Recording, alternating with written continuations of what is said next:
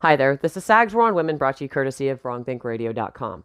Okay, today we're going to talk about unpaid labor again. I know this is getting exhausting, but bear with me. We've only got a couple more to go. We're going to actually talk about emotional labor today.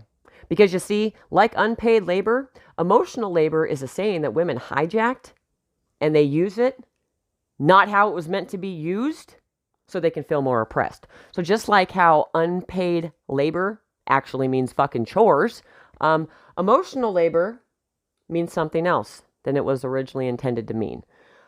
Before I get into this, let's talk about what emotional labor was supposed to be. Emotional labor was a phrase that was coined by a woman by the name of Arlie Hochschild, and I hope I'm saying her last name correctly. And basically what she says in a nutshell is emotional labor is the labor that you do at work emotionally, not reflective of how you're feeling at that time. For instance, if you're working customer service and the customer is just so happening to be an asshole at that time, you got to put on that smiley face because the customer's always right. Or let's say you're a debt collector, okay? You have to be really harsh to people on the phone.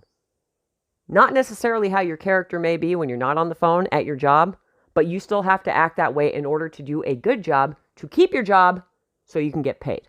All right, so that's basically what emotional labor is in a nutshell. Now, women have taken it. And they do this two ways. Actually, they do this multiple ways, but I'm only going to really cover two in this talk. One of the ways they do that is by saying that they have to put on a smiley face when they're dying on the inside. That means they have to walk around in a good mood all the time while they're literally dying on the inside because doing laundry is fucking killing them. All right? And that's emotional labor. Now, another thing, and the main thing I want to talk about here is the other way that they use it. And they use it because they feel like they're soundboards for their partners when they come home. So say their man comes home, he's had a bad day at work, he kind of wants to vent his frustration. Well, she's not paid to be his therapist. Why should she have to listen to it? That becomes unpaid emotional labor.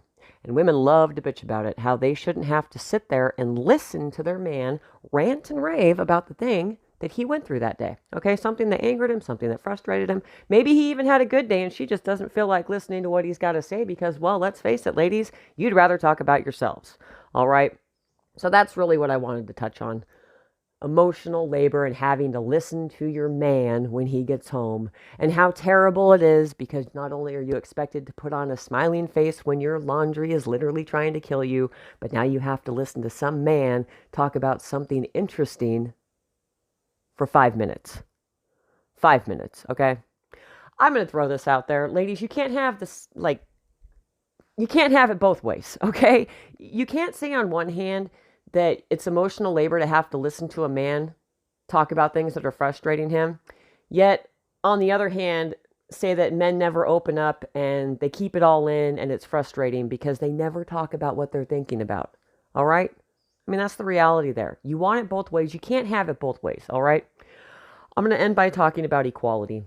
Equality if emotional labor were actually a thing. Not what this lady who coined the term states, but the way that you gals like to put it, okay? If it were a real thing and listening to your partner was emotional labor, you wouldn't want equality there. You would not want to have to pay your man to listen to you. And do you know why that is? Because the majority of you out there listening to this right now would be in serious, and I mean serious, debt. And that's that. If you enjoyed this podcast, please be sure to like it and subscribe to the channel. Share it with your friends. If you want more hard-hitting content from the right side of things, check out wrongthinkradio.com. I'm Sag Novotny, and this is my war on women.